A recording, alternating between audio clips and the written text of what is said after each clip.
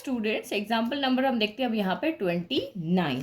तो ये indefinite integral है। इनडेफिनेट इंटीग्रल के अंदर अगर आप ये 7 प्रॉपर्टीज को याद कर लेते हो तो आपके क्वेश्चन जो है वो सॉल्व करने का टाइम रिड्यूस हो जाएगा। टाइम क्यों रिड्यूस हो जाएगा? क्योंकि ये सॉल्व इजी मैथड से हो जाएगा। हमें साइन स्क्वायर एक्स का इंटीग्रेशन करना आता है, बट लिमिट आपकी यहाँ पे इजी हो जाएगी सो पुट करना। तो क्यों, देखो आपका ये प्रॉपर्टी 7 क्या कहती है, minus a to a f x d x जो है वो 2 times 0 to a f x d x हो जाएगा if f is an even function. तो यहाँ पे देखो अगर ऑड है तो डायरेक्ट वैल्यू क्या हो जाएगी, 0 हो जाएगी। तो ये तो फंक्शन आपका इवन ही हुआ। देखो साइन है उस पर होल स्क्वायर है, होल स्क्वायर यानी यहाँ पे क्या होगा, कोई भी नेगेटिव वैल्यू भी आती है तब भी वो क्या हो जाएगा, स्क्वायर हो जाएगा। तो ये एक इवन फंक्शन है, तो हम इसको क्या कर सकते हैं, इस लिमिट को हम चेंज कर सकते हैं। 2 लिमिट नहीं पुट करके हमें सिर्फ एक ही लिमिट पुट करनी पड़ेगी और हमारा काम यहाँ पे इजी हो जाएगा। तो हमेशा ये जब भी डेफिनेट इंटीग्रल को सॉल्व करते हो तो ये प्रॉपर्टीज आपके दिमाग में अच्छे से रटी हुई होनी चाहिए। प्रॉपर्टी का यूज करके टाइम को कम करेंगे, क्योंकि एग्जाम में time is more important, time saving is more important. ठीक है, तो ये हमने प्रॉपर्टी जब भी आप यूज़ करते हो तो आपको प्रॉपर्टी वहाँ पे मेंशन करनी होती है, इस तरह से ब्लॉक में आपको लिखनी होती है। तो इस प्रॉपर्टी के अकॉर्डिंग, क्योंकि 2 हमारा इवन फंक्शन है, साइन स्क्वायर एक्स हमारा इवन फंक्शन है, तो ये आपकी जो चेंज हो जाएगी 0 टू है, यानी 0 to pi by 4 sine square x d x हो गया। ठीक है, तो आप अगर इस इंटीग्रेशन का एग्जाम में फुल मार्क्स लेने चाहते हो तो आपको अराउंड 1000 क्वेश्चन इंटीग्रल से रिलेटेड सॉल्व करने पड़ेंगे, तभी आपके दिमाग में वो कंसेप्ट फिक्स होंगे। अब sign square x trigonometry function है। ट्रिग्नोमेट्री के अंदर हमें पता है कि स्क्वायर का तो हमें इंटीग्रेशन करना नहीं आता है, बट हमें यहाँ पे बहुत सी चीज़ें पता है जिससे हम स्क्वायर को यहाँ पे चेंज कर सकते हैं। जिसका हमें इंटीग्रेशन आता है उस टर्म में हम इसको चेंज कर सकते हैं, क्योंकि ये हमारा क्या है, ट्रिग्नोमेट्रिक फंक्शन। तो आपको पता है कि cos 2 थीटा क्या होता है, इसी के फॉर्मूले में साइन आता है 1 माइनस 2 साइन स्क्वायर थीटा। तो ये स्क्वायर हमारा हट के सिंपली एक एंगल में चला जाएगा। तो यहाँ से साइन स्क्वायर की वैल्यू निकालो, ये इधर जाएगा, तो ये हमने साइन स्क्वायर थीटा इधर गया, तो ये 1 और प्लस का cos 2 थीटा इधर आके माइनस का cos 2 थीटा हो गया।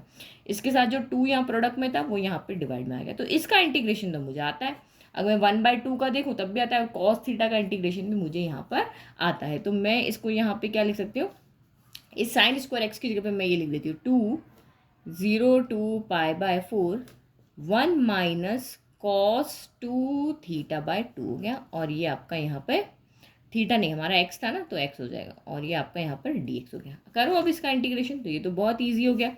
सेपरेट कर लेते हैं हम 2 को बाहर, 0 टू पाई बाय 4 और ये आपका 1/2 और डी एक्स हो गया।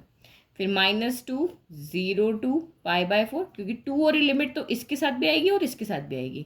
और ये आपका कितना हो गया, cos 2x/2 है, तो इस 2 को मैं यहाँ लिख लेती हूँ अभी। ठीक है, तो इस 2 से तो ये 2 मेरा क्या हो गया, कैंसिल हो गया, और ये 2 भी, इस 2 से भी ये मेरा 2 क्या हो गया, कैंसिल हो गया। ठीक है, तो ये आपका इंटीग्रेशन बचा 0 to pi by 4 d x बचा, और -0 to pi by 4 cos 2x dx बचा। तो कांस्टेंट का इंटीग्रेशन तो आपको पता है क्या होता है, x होता है, तो ये मैंने यहाँ x लिख लिया, और ये 0 टू पाई बाय 4। सेपरेट करने से बहुत ईजी हो जाता है। अगर कहीं पे यहाँ गलती हुई है, यहाँ नहीं हुई, तो इसके स्टेप के आपके मार्क्स मिल जाते हैं। फिर आपका cos 2x का इंटीग्रेशन क्या होगा, तो cos का आपको पता है ये साइन होता है, तो सिंपली आपका साइन 2x हो गया। लेकिन यहाँ पे x नहीं है, हम normally 2x equal to T लेकर के ऐसे सॉल्व करते हैं, पर बड़े क्वेश्चन में ज़रूरी नहीं है। तो 2x का डिफ्रेंशिएशन करेंगे तो 2 आता है, तो उस जो भी डिफ्रेंशिएशन आता है उसको हम डिवाइड कर देते हैं, और ये आपका 0 टू पाई बाय 4 हो गया। यही तरीका होता है हमारा सॉल्व करने का। यहाँ हम डायरेक्ट कर सकते हैं, लेकिन ओनली अगर आपका cos 2x आता है तो वहाँ हमें पूरा टी लेकर के करना होता है। अब लिमिट यहाँ पे पुट करो, अपर लिमिट x की जगह पाई बाय 4 माइनस लोअर लिमिट 0 हो गया। फिर -1/2 तो चलो बाहर ले लीजिए, साइन 2x, तो sine upper limit 2 into pi by 4 minus lower limit sine 2 into 0 हो गया। पुट करो, तो यहाँ से हमने पुट करके सॉल्व किया, तो यहाँ से पाई बाय 4 हो गया, माइनस का 1/2, 2 से ये कैंसिल हो गया 2 टाइम, तो साइन पाई बाय 2 की वैल्यू क्या होती है, तो साइन पाई बाय 2 की वैल्यू होती है 1, और 2 इंटू 0 0, साइन 0 की वैल्यू क्या होती है 0। तो यहाँ से हमें क्या मिला, पाई बाय 4 माइनस का 1/2, 1 से मल्टीप्लाई होके माइनस का 1/2 है। तो ये आपका फाइनल आंसर होगा। इजी, तो कुछ भी टफ नहीं था। बस इस क्वेश्चन में हमने साइन स्क्वायर एक्स का इंटीग्रेशन बहुत बार किया हुआ, इंटीग्रेशन आपको आता है। अब यही अगर आप लिमिट को यहाँ ज़ीरो नहीं बनाते तो आपको लिमिट यही पुट करनी पड़ती -π/4, यानी इस क्वेश्चन में आकर के आपको यहाँ से स्टेप आपकी चेंज हो जाती है। क्या -π/4 यहाँ भी होता है, यहाँ भी होता है। तो लिमिट सॉल्व करने में आपका कितना टाइम जाता, अपने यहाँ π/4 फिर माइनस का π/4 रखते, फिर यहाँ पे भी आप यहाँ पे ये लिमिट रख के फिर यहाँ पे अगेन जीरो रखा हमने, वहाँ π/4 रखते। तो कैलकुलेशन में आपको वैल्यू टेबल में जाके देखनी पड़ती, याद करना पड़ता। तो हमारी प्रॉपर्टी हमारा कैसे क्वेश्चन को इजी बनाता है, एग्जाम में कैसे टाइम बचाता है, वो हमारा यहाँ इंपॉर्टेंट। आई होप आपको क्वेश्चन अच्छे से समझ में आया। Thank you.